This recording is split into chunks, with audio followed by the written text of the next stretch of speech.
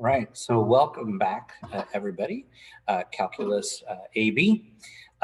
Let's go ahead and take a look at that AB review. I'm just going to do a couple of the problems. I'm not quite sure how far I'm going to go, but I will take a little bit of extra time with this set of instructions to make it as clear as I possibly can, looking at each problem through a couple of different lenses. That way, if you invest the time, you can see a couple of different renditions, and hopefully that would be helpful to you.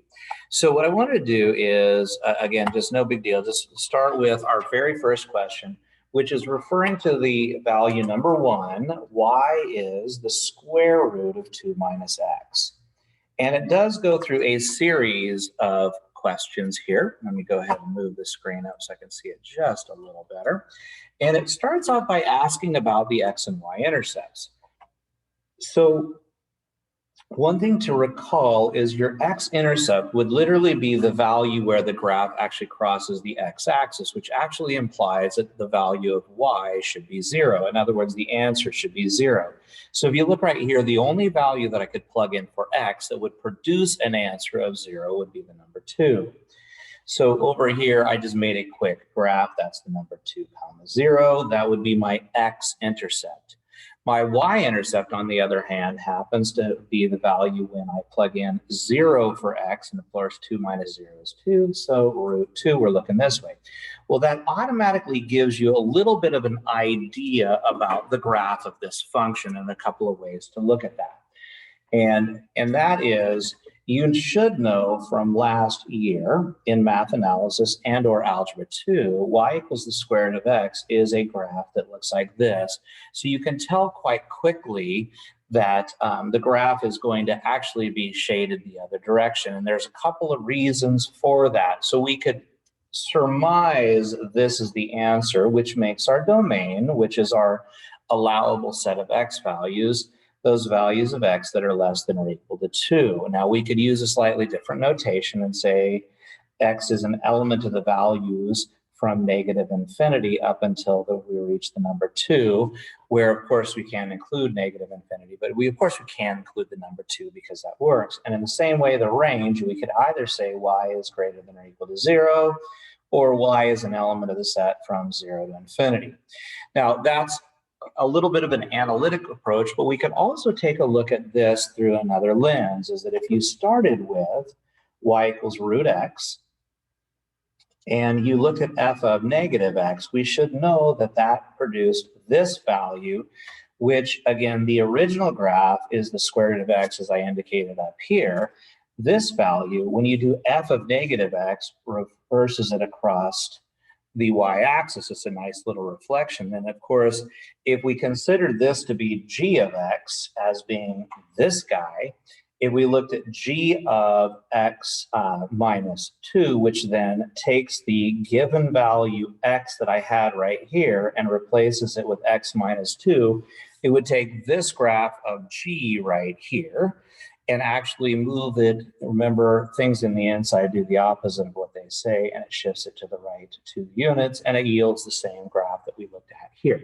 So all sorts of different ways to look at that graph. So that's number 1. We've got our x-intercepts, our y-intercepts, domain, range. We have a nice little sketch that includes a few values. We're great. Okay, number 2, we've got y equals the square root of 4 minus x squared.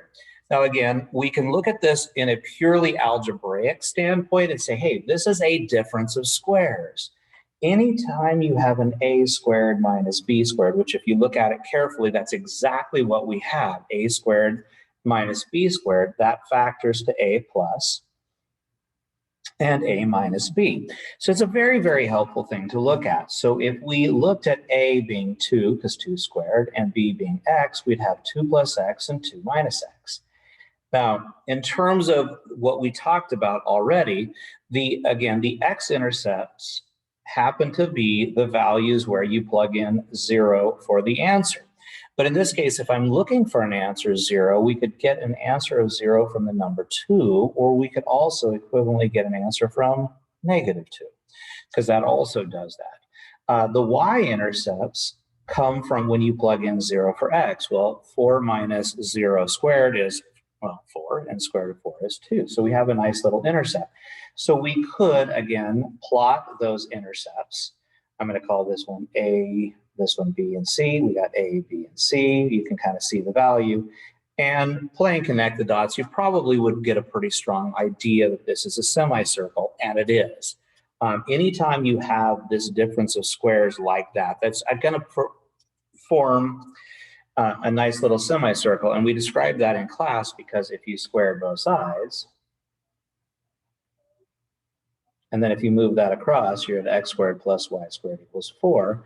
And the equation of a circle is x squared plus y squared equals the square of the radius. The only issue is we only have the positive side, because when you take the square root, you naturally get positive answers. So my domain appears to be all of those values of x that are between -2 and +2. Now, again, we could do it all sorts of ways. We could say that x is strictly between -2 and +2. We could say x is an element of the set from -2 to +2. Or we can say that the absolute value of x is less than or equal to 2. All of those things are equivalent statements as you go through them. They're all equally valid ways of representing it. And then, of course, on the flip side, the range is all those values of y that are between 0 and 2. So we bottom out here at 0 and we range as high as 2. Now, one thing that when you look at these graphs, sometimes you're not 100% certain, but there's another thing that's really important for math analysis. And we have this thing called an even function. And an even function is one where if you replace x with -x, you get the original function back. Well, if you look back at this original function and think about replacing this x right there with a -x, clearly -x squared is the same. So replacing x with -x is going to have no impact on the statement. And this means that it must, in fact, have y-axis symmetry. That often can be very, very helpful to help us get a little picture for what the graph is that we're doing. So I think we're good to go there. All right, so hopefully we got our x-intercepts, I got our y-intercepts, I got a sketch, and I've got my domain and range. Now, moving on to the last problem up top is we are looking at a piecewise defined function as follows. Now, when you start here, hopefully everybody in calculus knows that an x-squared graph is the graph of a parabola. Now, that parabola has been shifted to the right 1 unit. So at its heart, this graph starts over here 1 unit to the right at 1, 0. That would be, because normally a graph would have 0, 0 as the value. But there is a little thing that we put in here that this is only a valid function for the values of x that are at least 1. So that being stated, what I'm going to do is I'm going to go ahead and take this portion of the graph that was there, and I'm going to eliminate any portion that was below that value 1, because this value literally says it only exists and has that identity for values 1 and higher. So 1 to infinity, it's half of a parabola. We should also know that 3x minus 3 is the graph of a line. I'm going to go ahead and change colors to red, not that it matters. Now, we should know that 3x minus 3 is a graph of a line with slope 3 and a y-intercept of 3.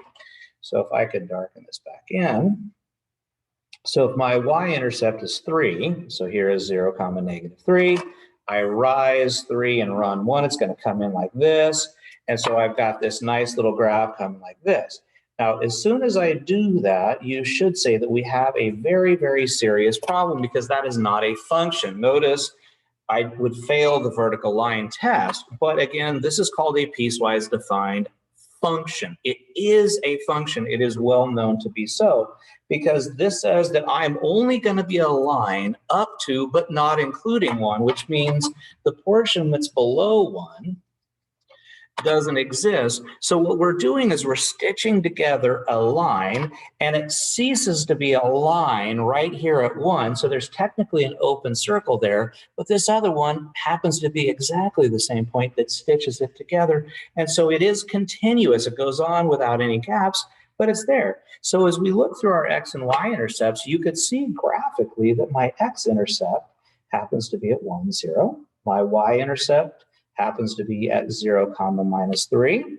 It appears to me that my domain would be all reals because I've got all the values to the left, all the values to the right. Notice this says I plug in anything you jolly well please under 1, anything you want at 1 or above. Parabolas have no division by 0, no roots of negatives. There's no problem with this. And again, my range, this thing goes to negative and positive infinity. It picks up everything in between. And so its range is all reals. That is not a very good arm. There we go. All reals. So that's the first 3 questions on the Calc AB review. And hopefully that is helpful. Okay, I'll be back for another one soon. Bye-bye.